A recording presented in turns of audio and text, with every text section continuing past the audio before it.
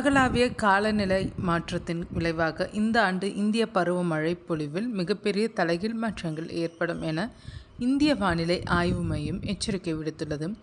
Pacific பெருங்கடலில் உருவாகியுள்ள super El Nino தாக்கத்தின் காரணமாக வட மற்றும் மத்திய இந்திய பகுதிகளில் கடுமையான வறட்சியை சந்திக்க நேரிடும் என கணிக்கப்பட்டுள்ளது.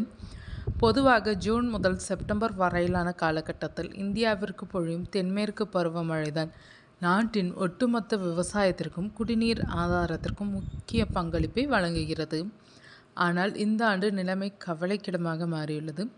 பசிபிக் பெருங்கடலின் மேற்பரப்பு வெப்பநிலை அதன் வழக்கமான சராசரி அளவை விட தற்பொழுது 2 டிகிரி செல்சியஸ்க்கும் அதிகமாக உயர்ந்துள்ளது.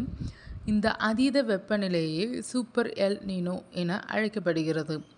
இந்நிகழ்வின் காரணமாக இந்தியாவில் வழக்கமாக பெய்ய வேண்டிய பருவமழையின் சுழற்சி முற்றிலும் மாறுபடுகிறது. இதன் நேரடி பாதிப்பை மத்திய மற்றும் வட இந்திய மாநிலங்கள் எதிர்கொள்ளவிருக்கின்றனர்.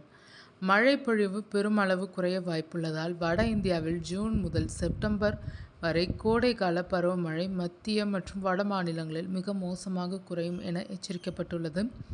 இதனால் நிலத்தடி நீர்மட்டம் குறைந்து குடிநீர் தட்டுப்பாடு ஏற்படுவதுடன் இந்தியாவின் முதன்மை பயிர் விளைச்சல் பகுதிகளான வட மாநிலங்களில் விவசாய தொழில் மற்றும் உணவு உற்பத்தி கடுமையாக பாதிக்கப்படும் அபாயம் உருவாகியுள்ளது.